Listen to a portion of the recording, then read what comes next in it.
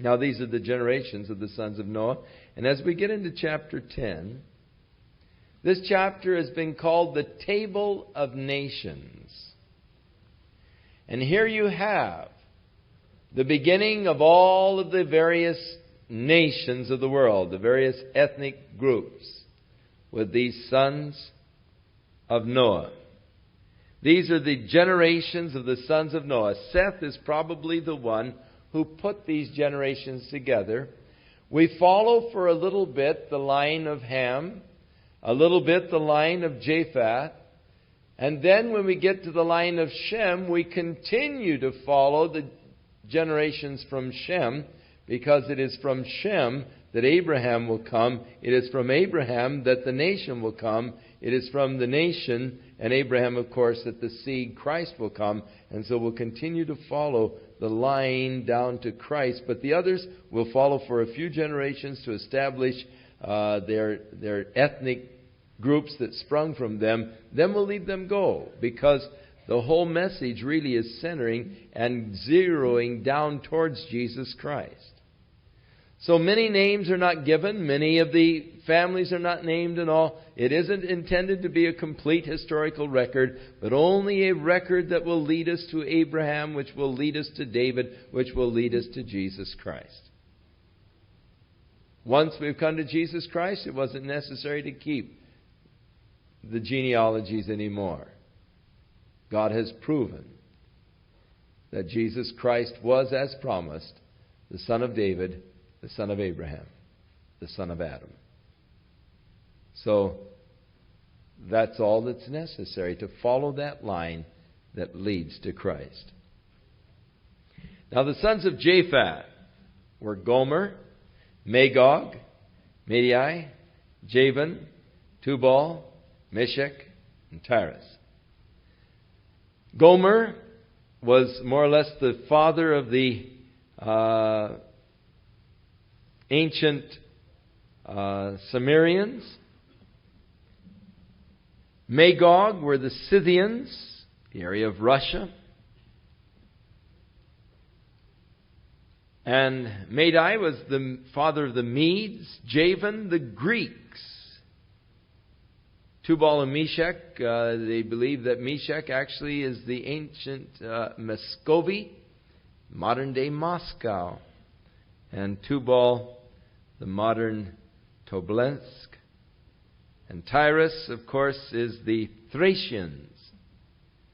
And so we see that basically you're getting into the Asian European nations as descendants from Japheth. Now we take one of the sons, Gomer, the first one listed, and we have the Germanic people, Ashkenaz, and Ripha and Togarma. Togarma is thought to be the Armenians, but the Ashkenaz, more or less the Germanic people coming again from Japheth.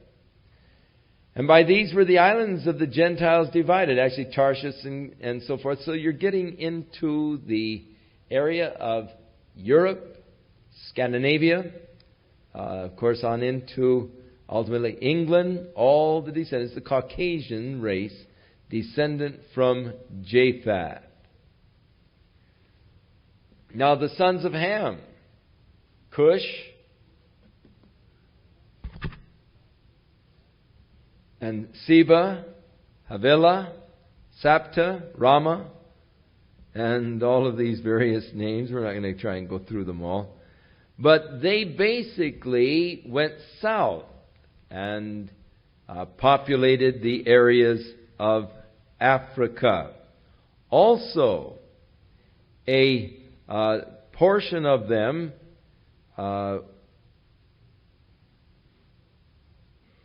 the descendants of Canaan were Sidon, which were the Phoenicians.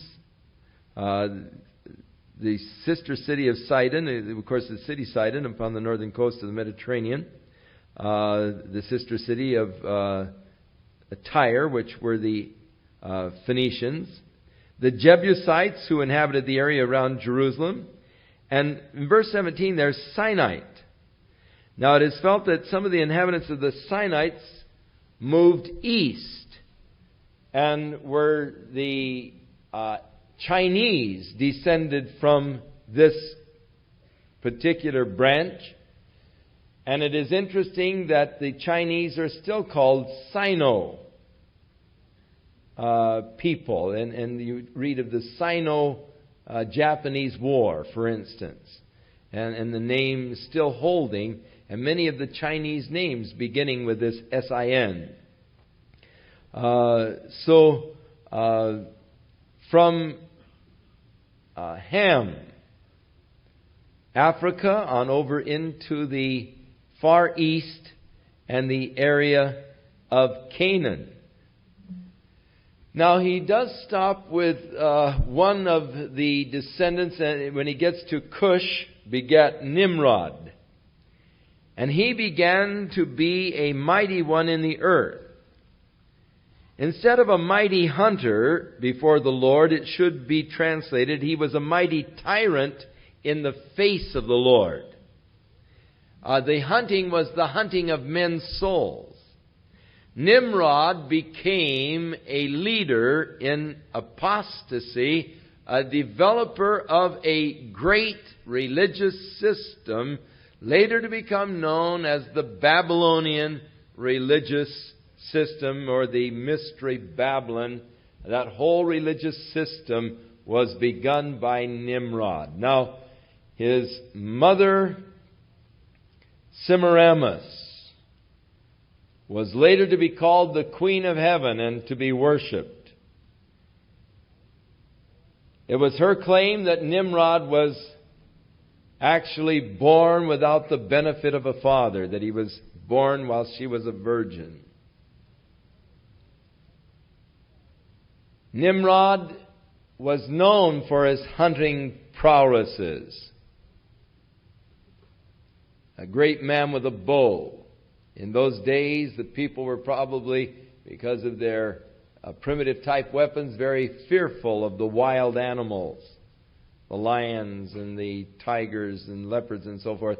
And he was known as a protectorate of the people because of his ability and skills in hunting.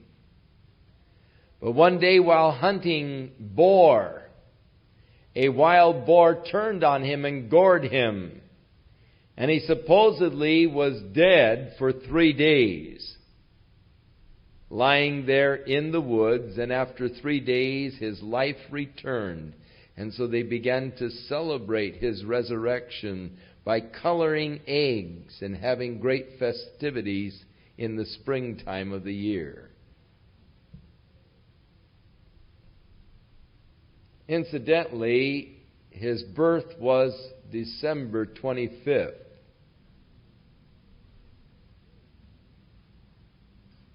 And they usually celebrated his birth by giving of gifts, drunken orgies, and cutting trees and decorating them with silver and gold in their homes.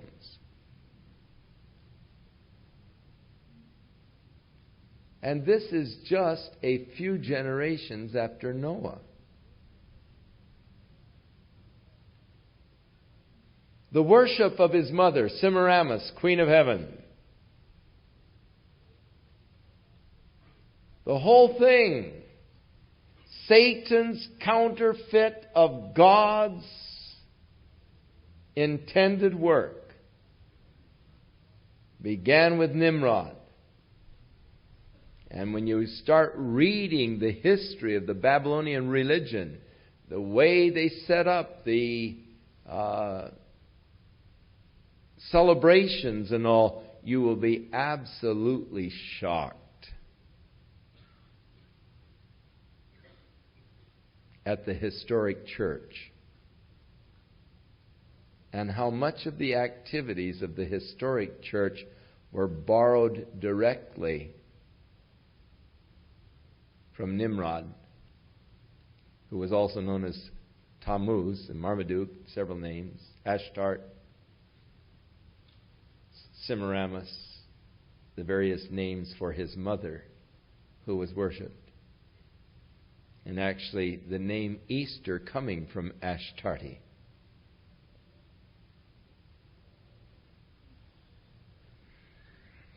It's amazing that this Babylonian system could have so thoroughly infiltrated the church. But God brings Nimrod into the record here. And the beginning of the kingdom of Babel, verse 10. And it was he who inspired the people to build this tower that would reach into heaven. It was he who began to inspire them to the worship of the stars, the beginning of astrology, and all of these things began in this ancient Babylonian religion. The tower really, literally, not to reach into heaven, but the tower was to worship. It was an observatory where they would go and worship the stars, the constellations, and so forth. And many such towers have been uncovered in the archaeological diggings there in the Babylonian plain. They were areas of worship. So the descendants of Ham. Then in verse 21 we come to the descendants of Shem, also the father of all the children of Eber. It is from Eber that we get the name Hebrae, or the Hebrews. So Abraham was not the beginning of the idea or the name of the Hebrews. It came from Abraham's ancestor Eber. And so Shem, the brother of Japheth, the elder, even to him were children born. The children of Shem are listed here for you. And then the children of Aram. And we're going to narrow down to Eber because we want to follow Eber. Eber had two sons. The name of one was Peleg, and in his days was the earth divided. And his brother's name was Joktan. Now, this idea of the earth being divided, there are some who try to relate this to a current scientific theory of the continental, the continents dividing. You know, the continents have been drifting apart. That originally there was only one landmass, but this continental drift theory that is a current theory in some scientific areas, and some of them point to this reference of Scripture. It was in the times of Peleg that the earth was divided. However, if you'll follow the chronological charts and all, you'll find out that Peleg lived in the days of the Tower of Babel.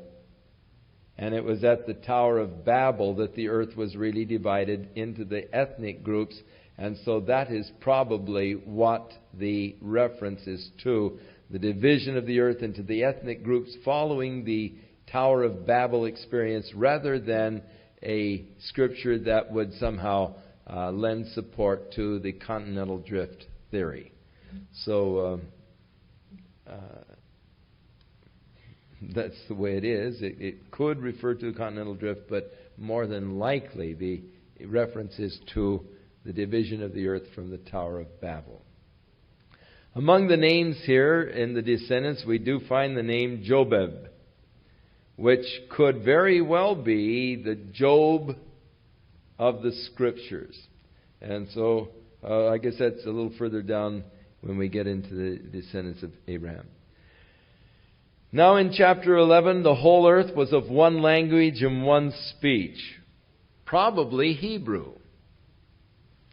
Because in the earlier record of the book of Genesis, the names of the people were Hebrew names that have Hebrew meanings. And so the original language was perhaps the Hebrew language itself.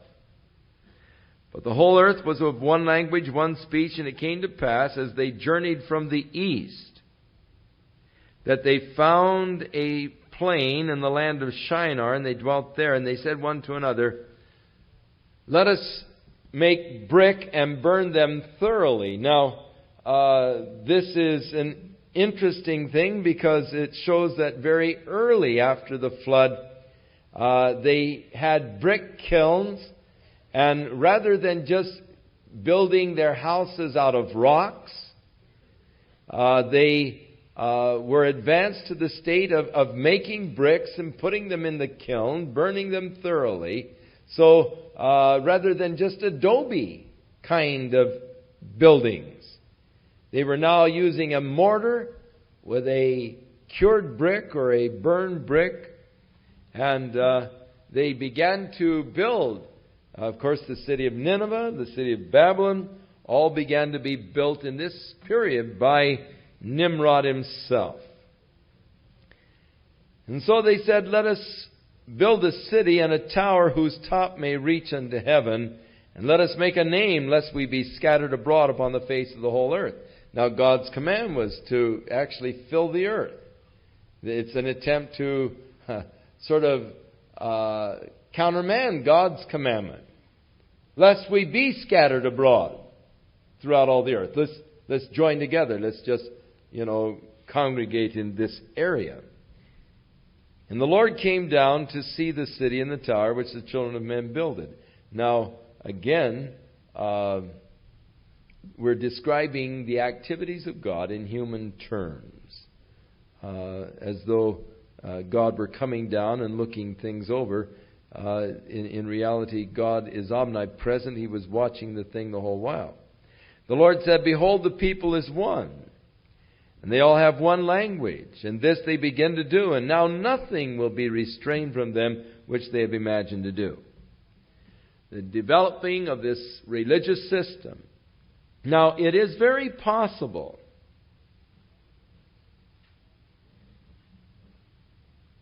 that originally God placed the stars in the heavens for signs,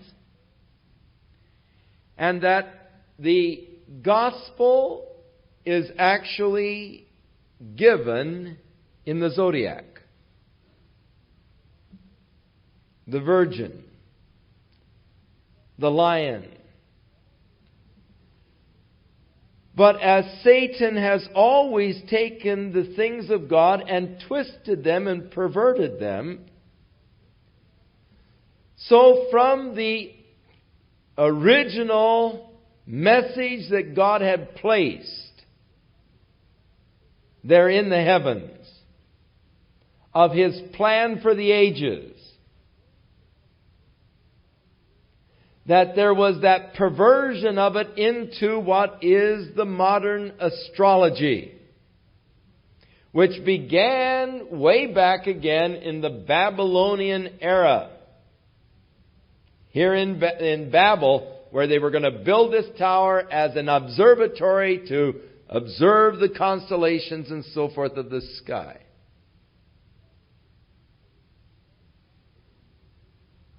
But it is quite possible that originally the gospel was there indeed in the stars, as far as the message of God to man.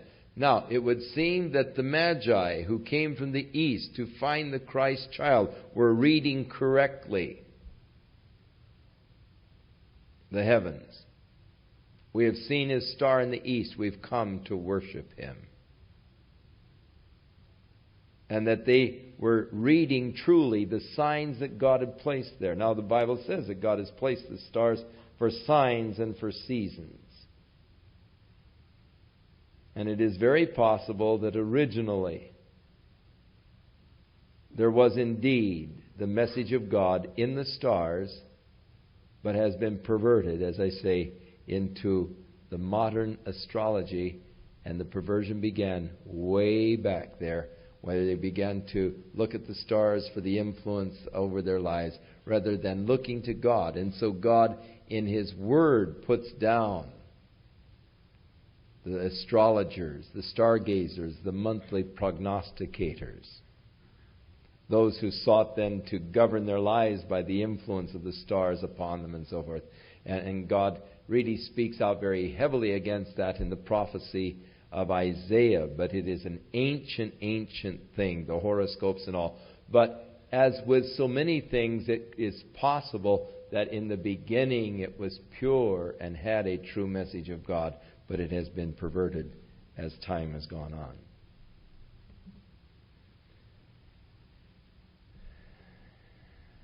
And so God, seeing this development, said, "Let us go down and confound their language, that they may not understand one another's speech." And so the Lord scattered them abroad from thence upon the face of all the earth, and they left off building the city. Therefore its name was called Babel, or Babel, whichever pronunciation you prefer.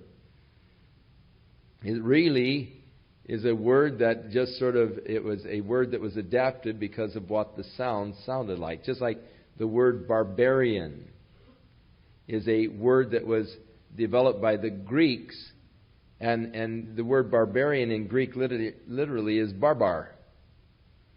And anybody who didn't speak Greek was a barbar, because your language sounded so funny. So anybody who didn't speak Greek, they just considered them uncultured and said, "Oh, they're a barbar." You know, it just means that they talk some other language rather than the cultured Greek. And so from that we get the word barbarian, but it originally was just a sound that they made, an unintelligible sound by which they were sort of mimicking any language other than Greek. It's barbar. Oh, he's a barbar. And so this Babel is the same thing. It's a mimicking a sound that was not understood. Babel. It's somewhat like the barbar, Babel. And it's just I don't understand what you're saying. What do you mean, baba? Or Babel. And so the word has come to mean confusion, lack of understanding. And so they called the name of the place Babel, because the Lord did there confound or confuse the languages of all the earth. And from thence did the Lord scatter them abroad upon the face of all the earth. And so, at this point, the people who were speaking, and of course this was a tremendous miracle indeed, the development of all of these languages. Now the interesting thing about languages is that many times we think that the English language, because we grew up with it, is such an excellent language in communicating ideas. And we think, people who are living in, say, primitive cultures, in Stone Age cultures, surely they must have a primitive form of language. Ours must surely be a highly cultured form of language, the English language. And they must have very primitive language. But it is an interesting thing that many of the primitive cultures have the most complex languages. Highly complex languages. Much more so than English. And thus there is great difficulty in translating into many of these languages of primitive people.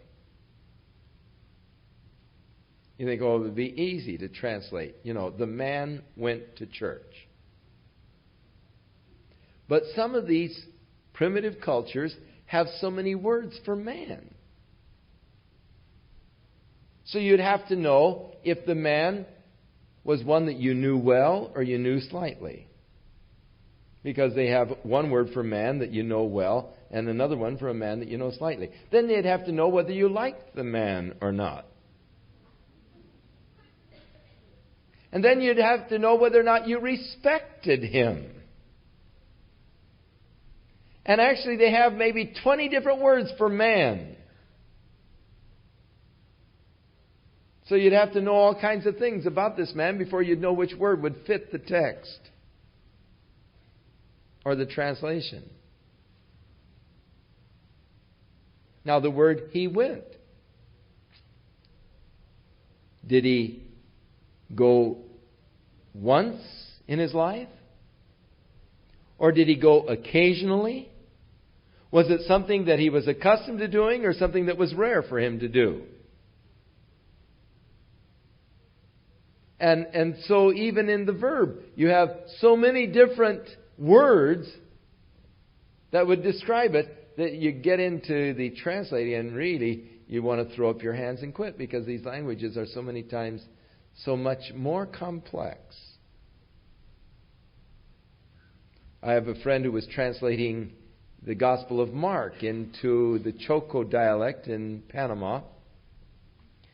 And he came to the place where he was working with his translating helper, and he came to the place where Jesus spit on the ground and made mud and put it in the blind man's eye and told him to go to the pool of Siloam and wash it out. So, in translating this word spit, the native said, "But how did he spit?" You know, there's many different ways to spit. Well, we only have one English word. But the Choco Indian has so many different words. You have a different way of spitting. And he didn't, and of course, how do you know which word it is? You know, we don't know what word it is. And because, you know, they have so many different words, he said, did he did he and spit?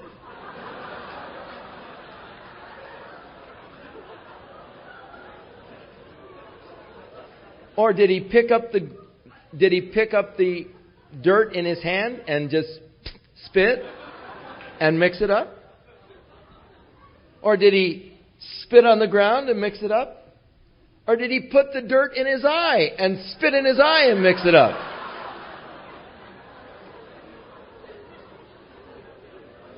And he would have a different word for each action. Well, we don't know what Jesus did.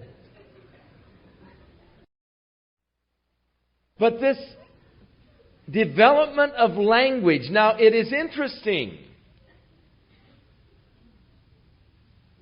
that man has, in any and every culture, no matter how primitive, highly complex method of communicating of ideas.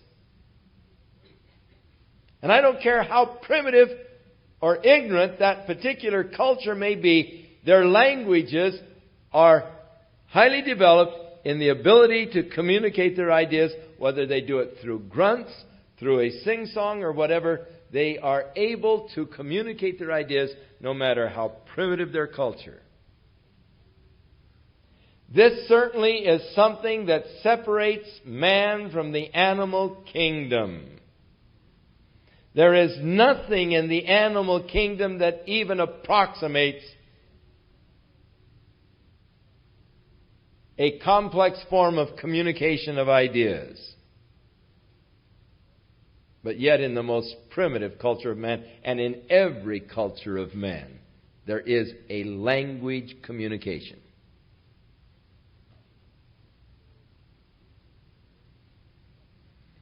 So, this was the beginning of the separation of languages. Now, after the separation into the basic language groups, there, of course, have become modifications, even within the same language or generalized language.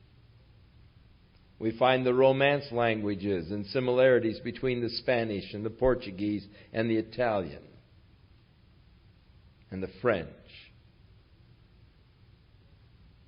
We find that there is certain similarities between the German and Scandinavian. We find that English is a language that has borrowed much from Latin and from Greek. So there have been developed languages from the basic language systems. But God divided their languages, and instantly they no doubt got together in groups that they could communicate to. the family groups and so forth, where they could communicate to each other, but it caused the division and the separation, and that spreading out then into the world and scattering abroad upon the face of the earth as is described. Now, we're going to zero in down to Abraham, because that's where our story must move. So these are the generations of Shem. Getting now, again, a repetition of the generations of Shem, but moving definitely just down towards Abraham. He was 100 years old, and he begat Arphaxad 2 years after the flood. He lived after he begat Arphaxad 500 years, and he begat sons and daughters. So he lived to be about 600 years old approximately. Arphaxad lived 35 years, begat Salah, and he begat Eber, and we follow down to Abraham, and actually that's the one where we're coming to. So let's go on to verse 26. Terah lived 70 years, and he begat Abram, Nahor, and Haran. Now, whether or not this is the order in which they were born, we do not know. Whether or not, how old was Terah when Abraham was born, we do not know. Maybe he was the third son. We have no way of knowing. But he lived 70 years, and he had these three sons, Abram, Nahor, and Haran. Now, he lived after that for many years also. Now, these are the generations of Terah. Terah begat Abram, Nahor, and Haran begat Lot. And Haran died before his father Terah in the land of the nativity in the Ur of the Chaldees. And Abram and Nahor took them wives. So their brother Haran died early, having married and borne one son, Lot. He actually bore some daughters too. And they took wives, and the name of Abram's wife was Sarah, and the name of Nahor's wife was Milcah, for she was also the daughter of Haran. So he married his niece. And the father of Milcah, and the father of Iscah. But Sarah was barren, and she had no child. And Terah took Abram his son, and Lot the son of Haran. So, with Haran dead, Lot being his son, Abram sort of adopted Lot, because Abram didn't have any sons of his own.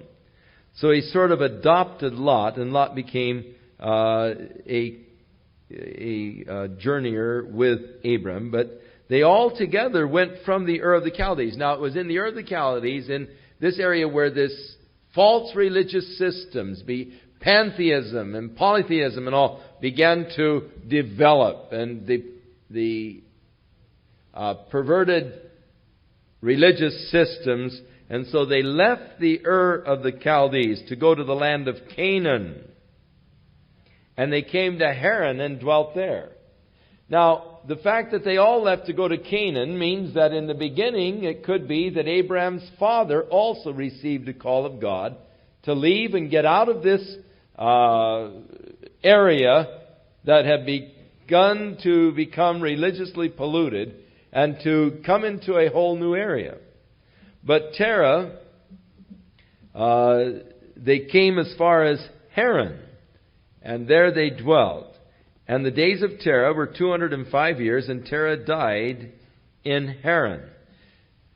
Now, there is a seeming contradiction of Scripture here when you get into the New Testament, and Stephen is talking about Abraham being called of God to leave the Ur of the Chaldees and to go to Israel. How that after he said Terah died, Abraham then went on to Canaan. But when you start putting the ages together, you find that Abraham actually left, if Terah lived to be 205 years old, and he was 70 years old when Abraham was born. And Abraham was 75 when he left. The 75 and the 70 makes 145 years, and yet he lived to be 205 years old. So you have a discrepancy in mathematics here. So what is the solution, or what is the answer? There are a couple possible suggestions. Number one, Abraham may not have been the firstborn son. They may not be listed in the order of their births, but in the order of the precedence of their sons. And Abraham could have been born many years after, in other words, 70 years, and maybe Haran was born when he was 70 years old. And it doesn't give his age at the time of Abraham's birth. That's one possibility. So that Abraham was sort of a late child, and that indeed by the time he was 75, his father was 205 years old. It's very possible. Another possibility is that Stephen is talking in sort of a spiritual sense that he died. You remember one day a young fellow came to Jesus and said, "I'll follow you, but allow me first to go bury my father." And Jesus said, "Let the dead bury the dead. Come and follow me." Now, the "let me first bury my father" was a common term. It didn't mean that his father was dead. It isn't that Jesus is showing a disrespect for a father who had died. But it is a term whereby a person was saying, "I don't want to do it now. I want to wait until my father dies." It's just a term of procrastination, or putting something off until later. In other words, I want to do it later. Wait till my father dies. Your father can be alive and healthy. He may be good for another 50, 60 years. But it was a term of procrastination, a common term of procrastination. Now, knowing the use of Jesus in this term and the ideas that were given by it, it could be that Stephen is using it in the same sense, and that Terah, when they came to Haran, died spiritually, because Terah began to actually apostatize and became also a worshiper of false gods. So it could be that he's referring to the spiritual death of Terah when he turned into spiritual apostasy. And it was at that point, when Terah spiritually was dead unto God, that Abraham realized he had to make his journey alone, and he took off with Lot and the servants and so forth, and his wife Sarah, and they began then to journey on to the land that God had promised to show him. Actually, going from the area of the Ur of the Chaldees, going to Haran, they were going about 600 miles northwest. It was about 400 miles from Haran down to the land of Canaan, to the area of Shechem, where he was ultimately to end up. But Abraham started off journeying in obedience to God from the Ur of the Chaldees. They stopped with his father. It could be that his dad said, "Hey, this is good. Let's settle here. Let's settle in this area. It's nice. It's productive and all. Let's settle here." And there was a spiritual death of Terah for the call of God and awareness of God. There was a spiritual death, and Stephen could be referring to that. When Terah died, then that spiritual death, Abraham realized that he had to leave now his father and that family and journey on by himself to the land that God had promised to show him. So don't cast off your faith because of a bit of mathematics here. There are possible explanations for it, and which one is correct, of course, we don't know. Now the Lord had said unto Abraham, "Get thee out of thy country and from thy family." So Abraham really wasn't totally obedient at this point. And this to me is interesting, because Abraham is always held as the model of faith in the New Testament. The model of a man who believed and trusted God. He's the prime example of a man who believes. And so many times when we read about faith and the exploits of faith, we think, oh, but I'm so weak and I've blown it so many times. Surely I can't do it. It's good to know that Abraham wasn't perfect, nor was his faith perfect. It's good to know that you don't have to be perfect and your faith doesn't have to be perfect for God to honor you. So God said, get away from your family. He took his dad with him from the Ur of the Chaldees to Haran. It was an incomplete obedience. Stopping at Haran was incomplete obedience to God. So even men noted as men of faith have their moments.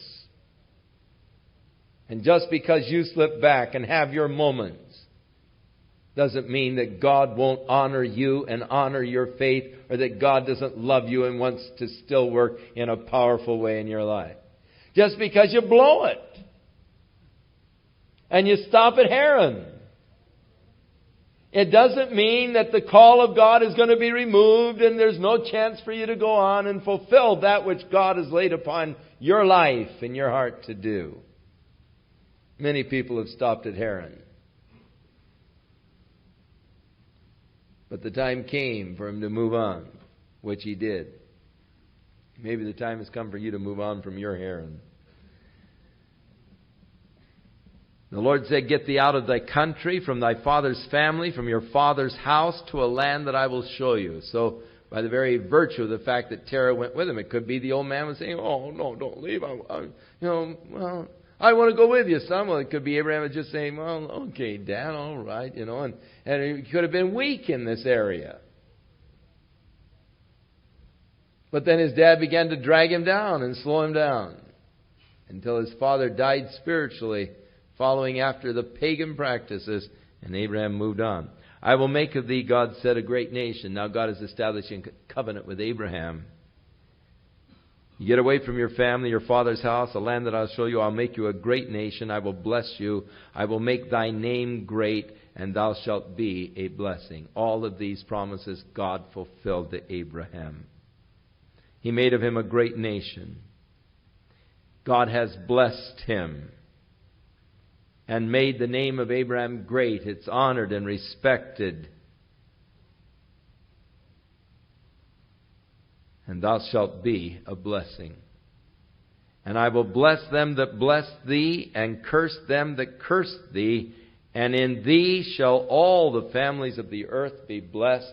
And from that is the promise that the Messiah would come from Abraham. In thee, all the families of the earth, not just the Jews, but all the families of the earth will be blessed from Abraham's progeny, even Jesus Christ. So Abram departed as the Lord had spoken unto him, and Lot went with him, and Abram was 75 years old when he departed out of Haran. And Abram took Sarah his wife, and Lot his brother's son, and all their substance that they had gathered, and the souls that they had gotten in Haran, and they went forth to go to the land of Canaan, and into the land of Canaan they came. 400-mile journey, which in those days, with all of the animals and everything else, must have taken quite a long time indeed. And Abram passed through the land unto the place of Shechem, unto the plain of Moreh. And the Canaanites, or the descendants of Canaan, were then in the land. And the Lord appeared unto Abram and said, unto thy seed will I give this land. And there he built an altar unto the Lord, who appeared unto him. Now the promise of giving the land to Abraham's seed at this point would also include the Palestinians. Because the Arabs also were descendants of Abraham through Ishmael. So at this point, the land is promised not just to the Jews, but also to thy seed, which would include the Arabs, Palestinians. But later on, when God repeats it to Jacob, it excludes the Arabs.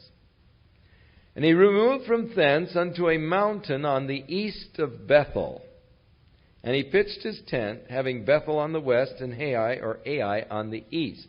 Now when Joshua came in later to conquer the land,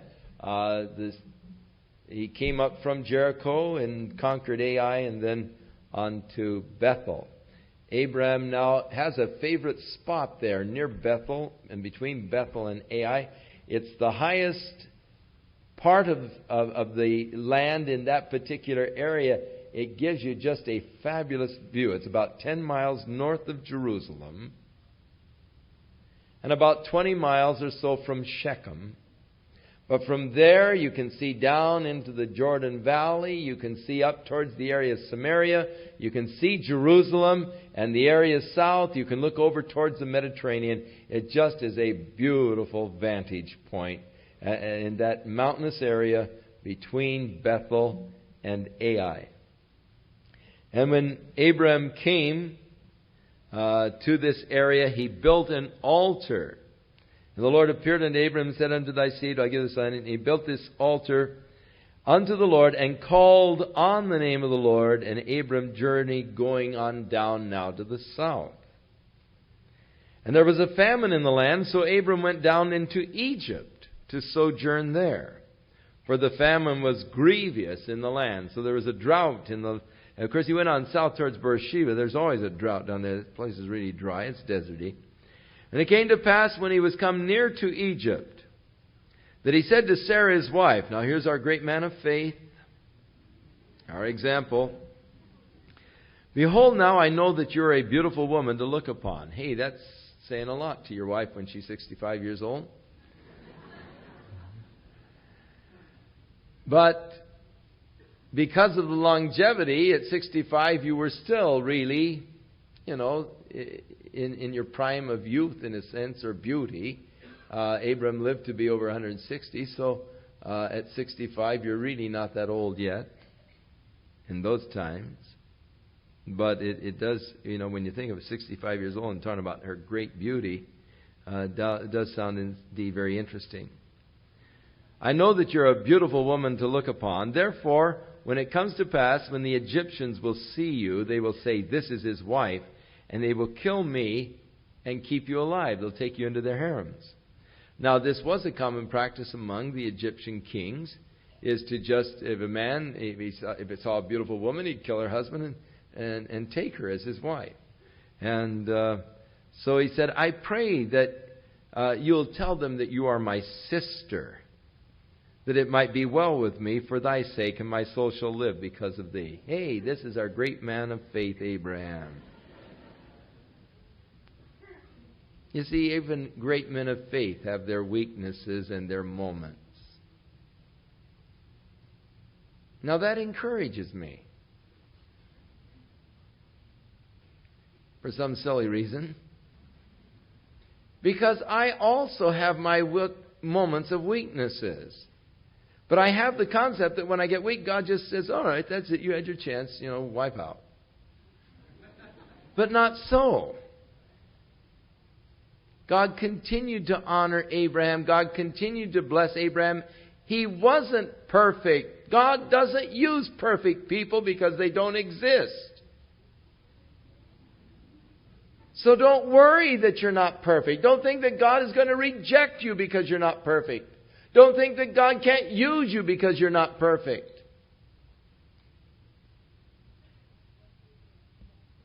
God blessed Abraham. God used Abraham, though he had his lapses of faith, just like we have our lapses of faith. So it came to pass that when Abraham was come to Egypt, the Egyptians beheld the woman, that she was very beautiful. And the princes also of Pharaoh saw her, and they commended her before the Pharaoh. And the woman was taken into the Pharaoh's house. And he treated Abraham well for her sake. And he had sheep and oxen and asses, men servants, maid servants, she asses, camels. And the Lord plagued Pharaoh and his house with great plagues because of Sarah, Abram's wife. And the Pharaoh called Abram and said, what have you done to me? Why didn't you tell me that she was your wife? Why did you say she is my sister? I might have taken her to be my wife. Now behold your wife. Take her. Go your way. And Pharaoh commanded his men concerning him And they sent him away, and his wife, and all that he had.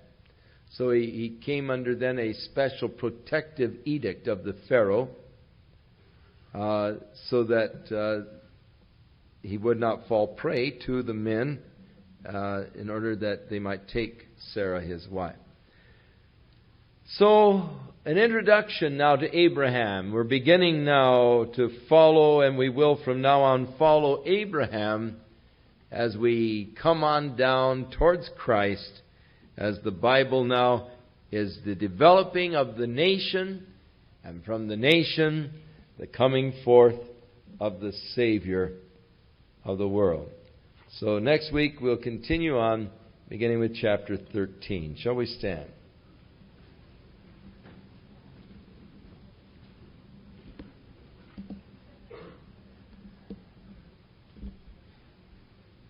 God bless you and enrich your heart and your mind and the things of the Spirit,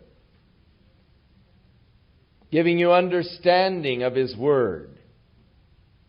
And may God increase your faith and your knowledge and understanding of Him. God go with you and bless you and watch over you and keep you in all your ways, strengthening you and ministering to you through His love. In Jesus' name. This is the end of Side 2 and the end of this message. If you would like further information on tapes or our free catalog, contact the Word for Today. The address is P.O. Box 8000, Costa Mesa, California, 92628. Or you may reach us by our toll-free number, 1-800-272-WORD. That's 1-800-272-WORD.